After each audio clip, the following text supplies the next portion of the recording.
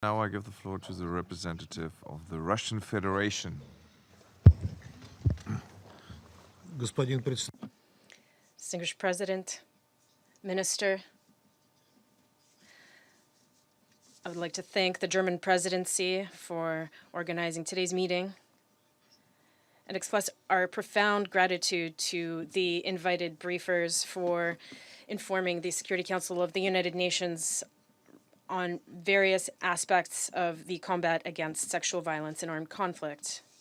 This year marks 10 years since the Security Council established the post of the Special Representative of the Secretary General on this issue. During that period, the Special Representative and her office have done extensive work to eliminate this form of crime.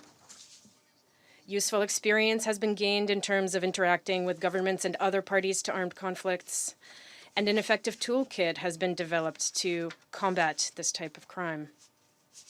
The Russian Federation is committed to international cooperation in combating sexual violence and conflict. This is an odious military crime. We unfailingly support the work of the Special Representative of the Secretary General, Ms. Patton.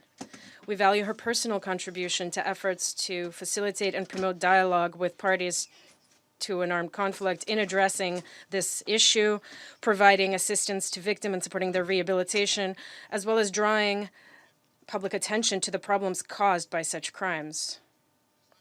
We are grateful to the Secretary General for today's briefing and for preparing the report on the issue of sexual violence, which allows us to hold a fruitful and comprehensive debate on the issue as part of our debates.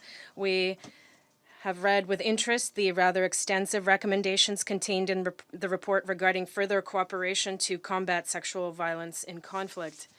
Many of those proposals deserve careful and detailed study. We are convinced that today's debate is a good opportunity to openly exchange views on this matter. We are convinced that the key to success in combating sexual violence and conflict is developing effective measures to eradicate violence against civilians in armed conflict. But this is just one of the possible types of crimes that could be committed during an armed conflict. Putting a definitive end to all forms of violence against civilians, in our view, is possible only by resolving armed conflicts through peaceful means and eradicating the root causes. In order to achieve that goal as quickly as possible, the coordinated work is required on the national and international levels. In that connection, we once again underscore the importance for the Special Representative of the Secretary General on Sexual Violence and Conflict to continue strictly abiding by the mandate set down by the relevant Security Council resolution. Her attention should remain focused on situation of armed conflict, and specifically those where sexual violence has taken on a large-scale nature. Every conflict situation has certain specific characteristics which must be taken into account.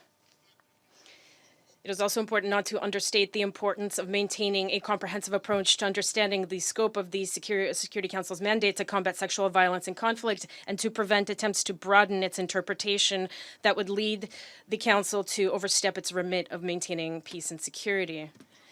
There is a need to strictly delineate sexual violence as a war crime and as a crime more broadly.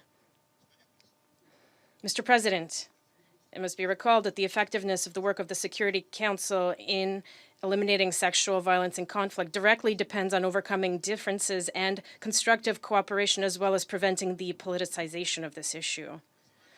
We call on everyone to pool their efforts in combating this disgusting crime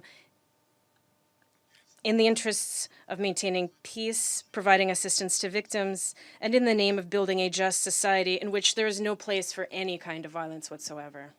Thank you. Thank you, Mr. Ambassador.